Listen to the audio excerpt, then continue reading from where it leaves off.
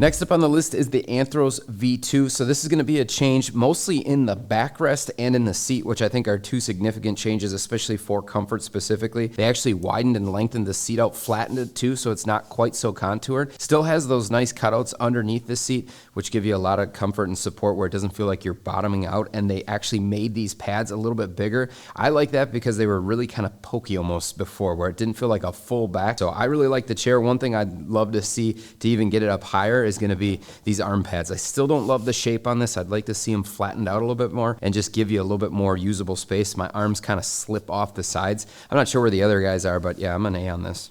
So I'm going to be slightly behind Greg on this one. I'm going to be right at a B+.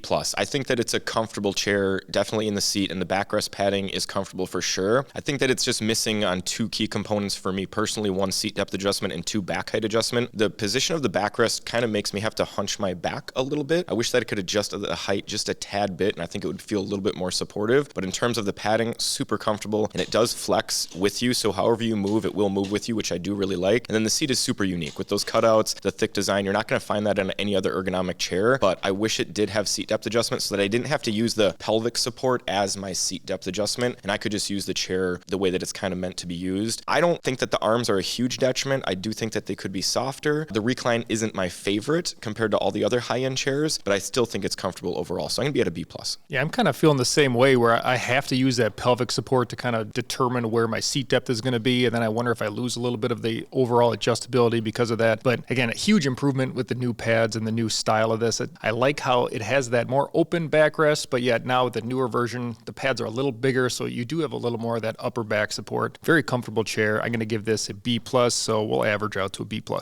The first time that this has been on the comfort list, the Libernovo Omni, not to be confused with the Liver King, very close in how it sounds. This chair is actually quite incredible when it comes to comfort. I was actually the first one. I know Robert uses this chair the most in the office, but I was the first one to actually get the chance to try this out. I love the seat pad on this. If you like a thick seat pad, it's got this 3 different density levels, nice and soft in the front, medium in the middle, and it's the firmest towards your tailbone. Gives you really great support. The only thing is it gets a little bit hot. Same thing in the backrest. It's got that ridiculous cush. The headrest is definitely S tier. I like the armrests a lot because they're so adaptive. Now, the only thing I'll say with this chair, the reason why I don't give this one an S tier is because the softness of the seat. I know I said it's a great thing, but for me, I just get way too hot in this chair. So if you're someone who overheats, I could see that being a problem. Otherwise, incredible lumbar support, super adjustable armrest. And this thing is like the most deep recline out of any chair that you're gonna find that's not a gaming chair. So like if you wanna kick back and really relax with this one, you're gonna get it. So I'm gonna go A tier on this.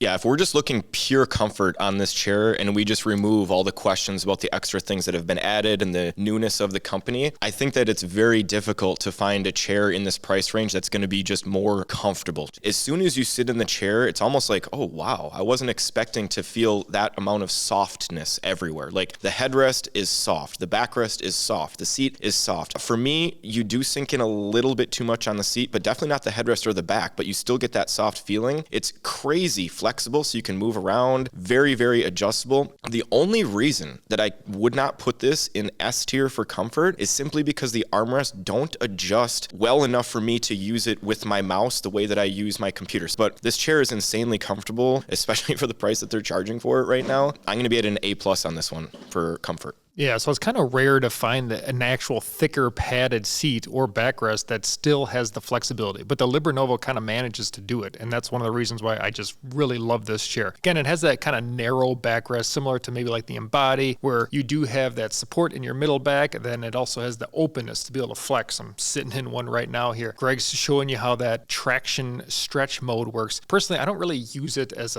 where it's just running back and forth, but it does have that nice ability to move it into the position you like and then leave it there. So headrest, also great padding on there and great adjustability to get it in the right spot. So for me, if you couldn't tell already, I'm going to put this in S tier. When we put together my S and 2 A's, we are at an A+. If you want to see how we rank all of the most popular chairs, head over to BTODtv to see our full office chair tier list. Click the link in the description.